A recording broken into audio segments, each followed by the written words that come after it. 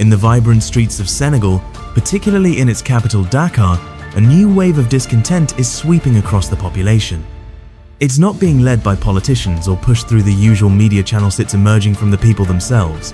From social media platforms to neighborhood tea circles, a loud emotional demand is rising. The message is clear. Many Senegalese no longer place their hopes in President Diomaye Faye. Instead, they are chanting the name of Ousmane Sonko, the man they believe truly represents their struggle. It wasn't long ago that Diomaye Faye, a relatively quiet figure in the political landscape, became president after a dramatic release from prison. His candidacy symbolized hope for many, especially the youth who had long rallied behind the opposition. But this hope was built on the foundation laid by another man, Sonko. Once a tax inspector, Sonko transformed into a powerful symbol of resistance, a voice for the voiceless, and the face of Senegal's youth-driven movement for change. Now, only months into Diomaye's presidency, frustration is beginning to mount. Across WhatsApp groups, TikTok, and conversations in local taxis and cafes, the people are questioning if the change they fought for has truly arrived. Many feel Diomaye is not living up to the revolutionary ideals that carried him into power. There is a growing belief that the presidency should have gone to Sonko, the man who endured arrests, bans, and political suppression for the cause. During the most heated times of political unrest in Senegal, it was Sonko who stood at the front lines. His fearless speeches and defiance against the ruling government inspired countless young people to take action. Though barred from running in the last election, he emerged from that chapter even stronger, winning the hearts and loyalty of millions. When Diomaye took center stage, it was widely seen as a compromise. He was seen as the legal successor, the public face of a revolution whose soul still belonged to Sonko.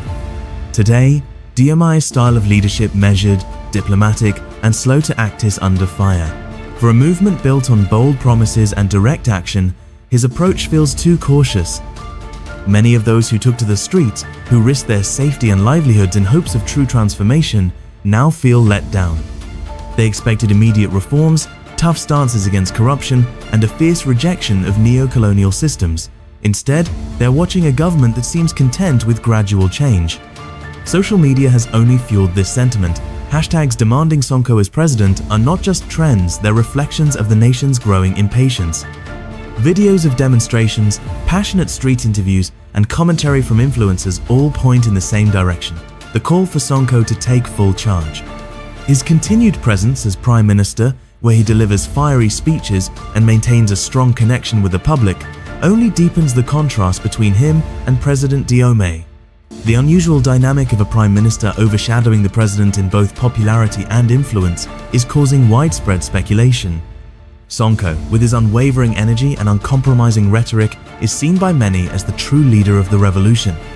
As frustrations build, Senegal faces a critical juncture. Will its leadership bridge the gap between expectation and reality, or will the people's growing demand for Sonko's leadership redefine the future once more? Could a political reshuffle be on the horizon in Senegal? Could Ousmane Sonko eventually replace Diomaye Faye at the helm, perhaps as early as 2025? While no official move suggests such a transition, the public's voice is already projecting that possibility through chants in rallies, posts online, and placards held high in protest. Many now see the current political structure as a temporary arrangement. Diomaye, in the eyes of many, was always the strategic figure behind the scenes, the quiet thinker, the legal tactician. Sonko, on the other hand, was the face of the struggle, the one who led from the front lines during the darkest days.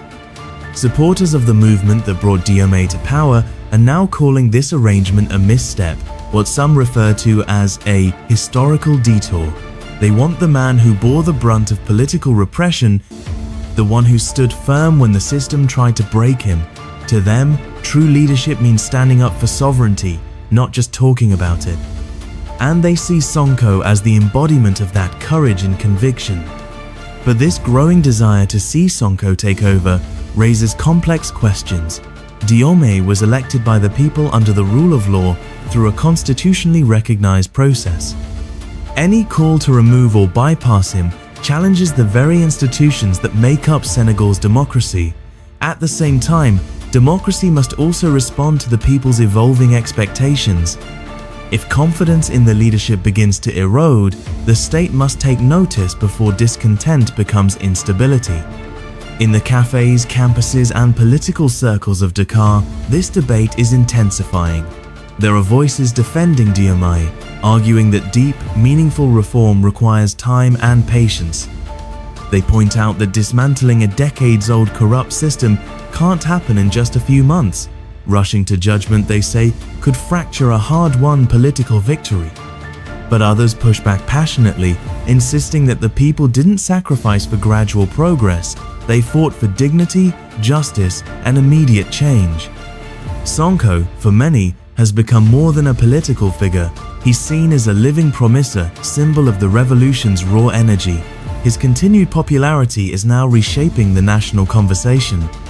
The situation has reached a point where Senegal isn't just choosing between two individuals, it's grappling with a broader identity crisis. Is the country ready to continue down a path of cautious reform, or is it time to reignite the bold revolutionary spirit that galvanized the youth and shook the foundations of the previous regime? So far, Sonko has maintained his role as Prime Minister with loyalty and discipline.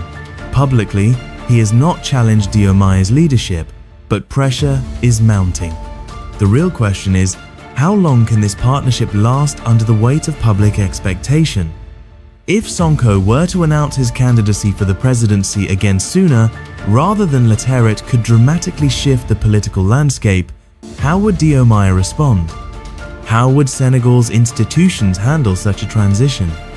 These aren't hypothetical scenarios anymore.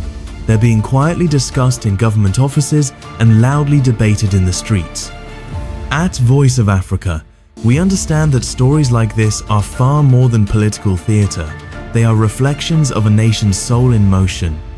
Senegal isn't merely deciding between two paths, it's deciding what kind of future it wants to build. Whether that future leans towards steady reform or bold transformation, one fact remains clear: the people are awake, engaged, and determined not to be silenced. To all our supporters and subscribers, thank you for believing in independent journalism that puts the voices of the people front and center. If you value this mission, consider supporting us with a like, a share, or a contribution.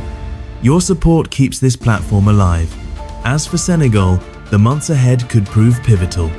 Will Diomaye adapt to the shifting tide, or will Sonko rise again to lead the movement he helped ignite? Only time will reveal what comes next. But one thing is certain: the people of Senegal are no longer waiting. They are ready to reclaim the change they fought so hard to achieve.